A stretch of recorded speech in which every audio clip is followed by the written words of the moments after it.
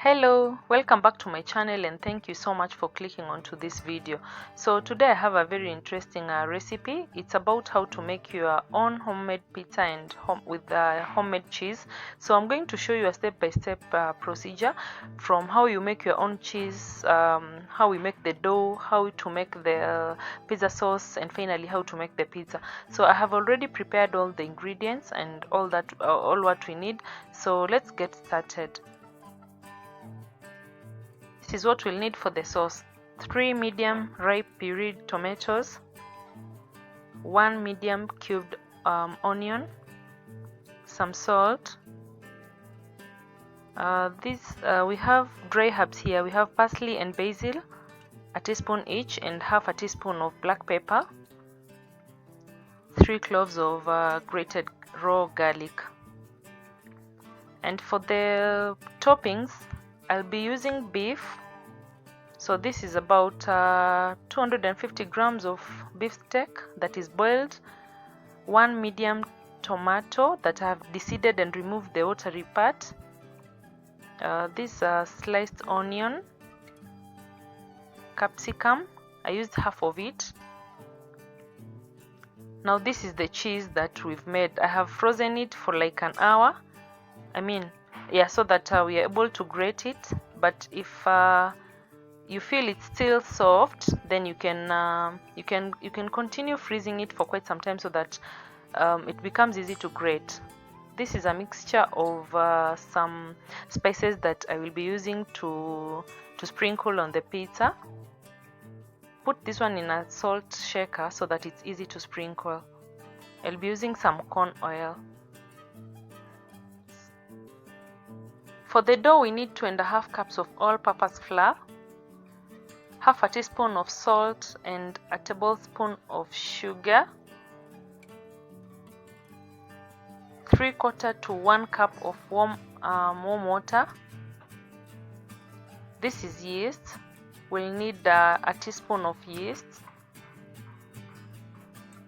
and I'll be using corn oil. I love the flavor of corn oil in pizza. So let's get into kneading the dough.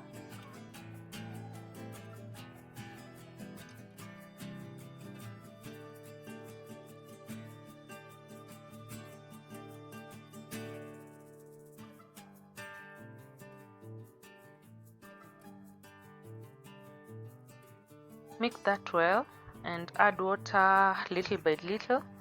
As you may have realized, I have not put the yeast in water first because this is instant yeast, so it just works well in flour, unless you are not sure whether your yeast is still active. That's when now you put it in water for proofing.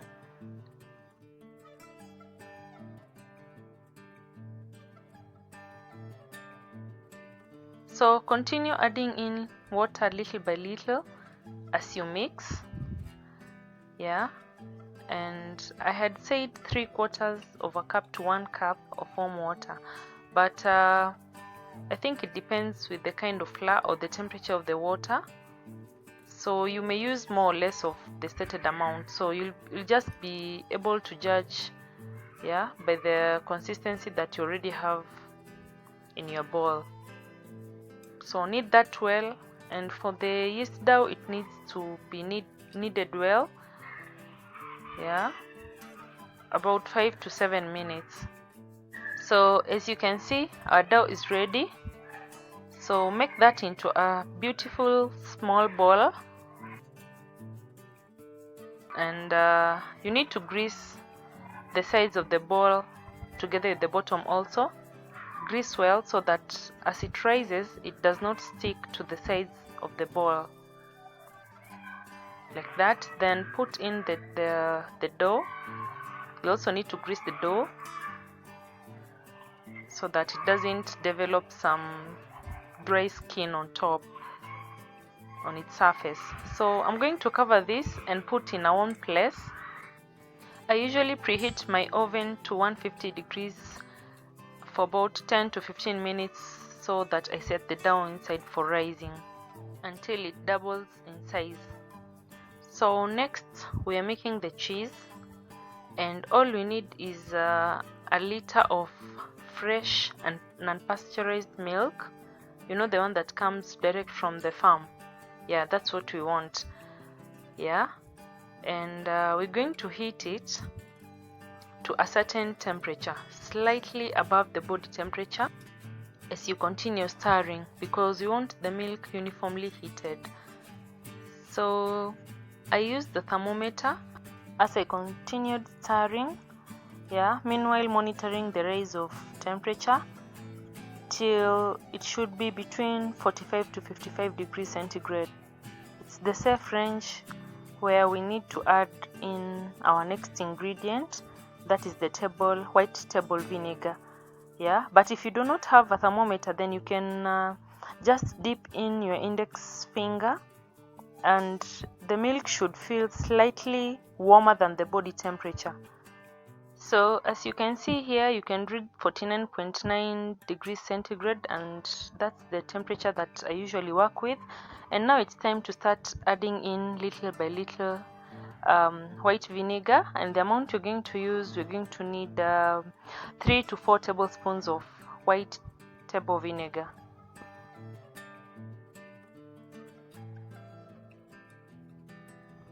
So it is a slow process and you actually need patience. Yeah, so even as you add little by little vinegar, you need to keep stirring up until the curd forms and separates from the whey. So as you can see here, the curd has started forming, and this is what will form our cheese. So at this point, try and form one large lump out of the scattered curd. So at this point now, we need to take out the curd and put it, like I'm using a sieve currently, so I put it in a sieve, and the idea here is to squeeze out as much whey as you can. Now this is how I use my hands to squeeze out the whey, the liquid, all the liquid in the curd, so that we remain with as much solid as we can. And try, if you have a cheesecloth, you can as well use a cheesecloth to squeeze out the whey. So I don't have one, so that's why I used my hands, and it equally works well, but it's better with a cheesecloth. So next you're going to immerse the curd into warm water, and the temperature should still range between 45 to 55 degrees centigrade. And as I said, you can still use the index finger immersion method to feel the temperature of the water. It should be slightly higher than the body temperature. So next I have added a half teaspoon of salt, yeah, just for taste, so that our cheese comes out flavorful. And this is the curd. I have just immersed it in the warm water and let it sit there for about 2 to 3 minutes. So I have just turned it the second side, and now for just a minute, and it's now time to work it out. So see how stretchy it is. It's quite pliable. Yeah, it's like we are removing the extra whey that remained. So next you're going to put it in ice cold water. I have just scraped off extra ice from my freezer, and this is what I'm going to use, but you can as well put water in the fridge to become cold, and you can use that as well. So I've just put in the curd, now our cheese, and putting it in cold water helps it become more compact and solid. So if you were to use it like right away, then you can just use it as it is without freezing. But for us, because we want to grate it and use it in our pizza, then we will have to freeze it for an hour or so that it becomes easy to grate. Now it only needs to be in cold water for a minute or two, then you remove it, and we're going to pack it in a cling film. Then you put it in a freezer and wait for it to solidify. So there we go, guys, we have our own homemade mozzarella cheese, and it's really full of flavor. I tell you, it's moist and really delicious. So I love making my own for the for the pizzas, and I love it. So we're going to freeze it and use it later. Next, you're going to make our sauce, and it's pretty easy.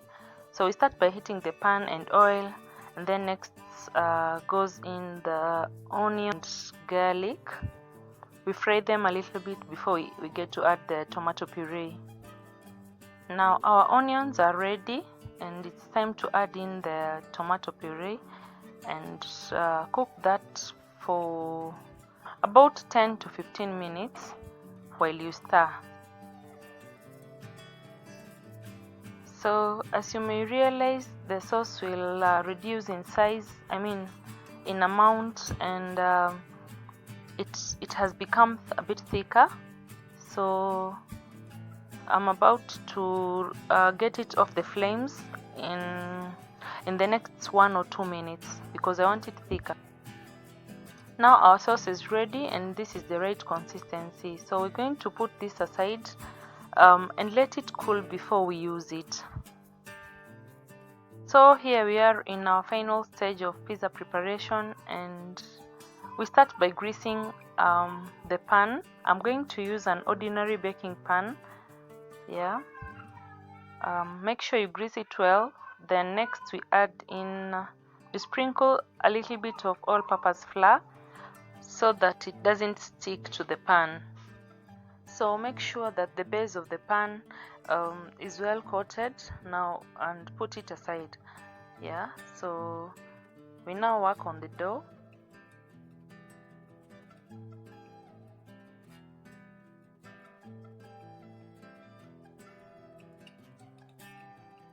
Make sure you have sprinkled enough flour so that it doesn't stick to the surface of the table or the surface that you're working on. And also the flour, putting enough flour also helps in rolling out a nice circle.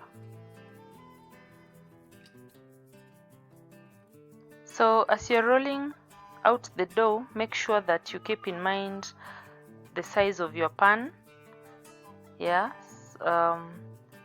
and be careful that it doesn't overstretch, so that you're able to lift it safely and place it on the pan. So if it needs further stretching, this is what I usually do until it gets to the size that I want. We don't want it too thick, nor do we want it too thin.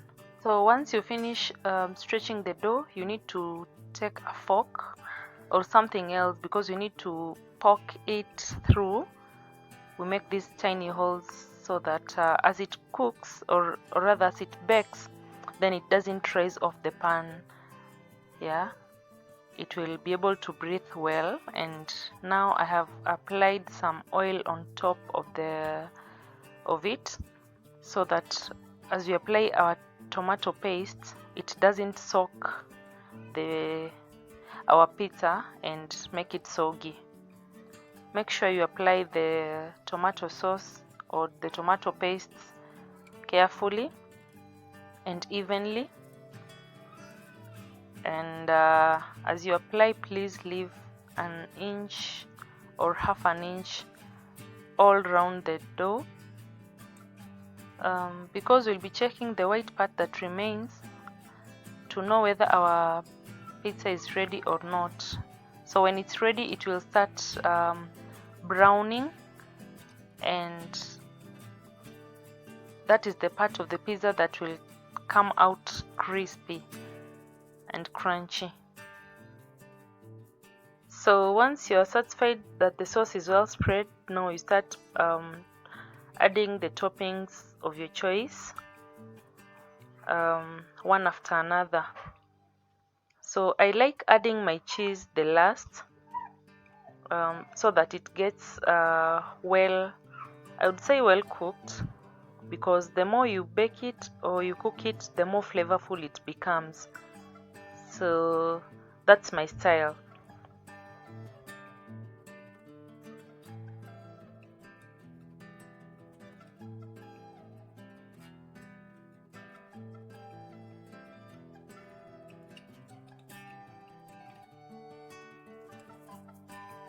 Finally, I'm going to sprinkle some spices. Actually, it's herbs. You remember the dry herbs mixture? So I put it in a salt shaker so that it becomes easy to sprinkle. I'm also going to press the toppings onto the dough so that they stick on it and get firm. Yeah. I'm using a potato masher, but you can use anything in your house, in your kitchen, that you think it's going to work. So all this time I have preheated my oven to the highest setting, that is 250 degrees centigrade, and it's already hot. So I'm going to place this in for it to bake for about 9 to 10 minutes. Then you start checking the browning signs at the sides of your pizza. So our pizza is done. See how well the cheese is bubbling, and yeah, I like it well cooked, so that it's crunchy, or rather it's crispy. And I forgot to show you the bottom, but the bottom is also well cooked and well browned. So it's well enjoyed when it's still hot. Yeah, so I'm slicing this through. Yeah, and we go ahead and enjoy eating it. A homemade pizza with a homemade cheese. So if you like my video, please give it a thumbs up, and you may give it a try, and let me know in the comment section how it goes. So that's it for today. Thank you so much as always for watching my video. Please subscribe to my channel if you've not, and see you in my next video. Bye.